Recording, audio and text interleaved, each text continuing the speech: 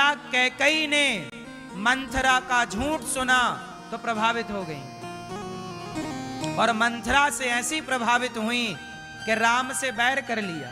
माता कैकई ने जिस राम को दूध पिलाया अपना, वो राम से बैर कर लिया माता कैकई ने। राम तुम वनवास जाओ, तुम नहीं गए तो मैं मर जाऊंगी। ये कह रही है कैकई माँ। ये वही कैकई माँ है जो बहुत लाड़ करती थी, पर कैकई पर किसका प्रभाव पड़ा? बोलो जोर से। मंथरा। कंस पर किसका प्रभाव पड़ा? शकुनी का। और अर्जुन पर किसका प्रभाव पड़ा? भगवान कृष्ण का। देखना यह होगा कि आपको प्रभावित कर कौन रहा है। यदि कृष्ण प्रभावित कर रहे हैं तो आपकी बल्ले बल्ले है, और यदि आपको मंथरा और शकुनी प्रभावित कर रहा है तो आपका पतन होना निश्चित है। आप किससे प्रभावित हैं?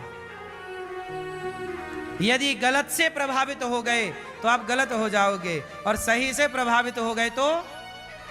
इसलिए मायने रखता है कि आप देखते किसे हैं, मायने रखता है कि आप सुनते किसे हैं। इसलिए कहता हूं आंखों से भगवान को देखो, कानों से भगवान की कथा सुनो, भगवान का वाणी से भगवान का नाम जपो, पूरा शरीर भगवान में लगा रहे। जरा भी यदि यहां वहां गया तो कैकई तो भगवान की माता है। राम क्या कहते हैं कैकई को? बोलो।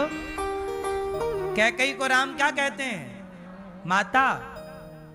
राम भी जितना सम्मान कौशल्या मां को देते हैं उतना ही सम्मान तो कैकई मां को देते हैं। राम तो जगत के पालनहार की मां है कैकई, लेकिन वो जगत के पालनहार राम की मां की भी बुद्धि बिगड़ सकती है मंथरा जैसों की संगति से, तो आपकी बुद्धि नहीं बिगड़ सकती गलत संगति से। इसलिए अपने को बचाओ, अपने बच्चों को बचाओ। किससे बचाओ? संगति से, कुसंगति से, गलत संगति से। और अच्छी संगति हो तो दौड़ के जाओ।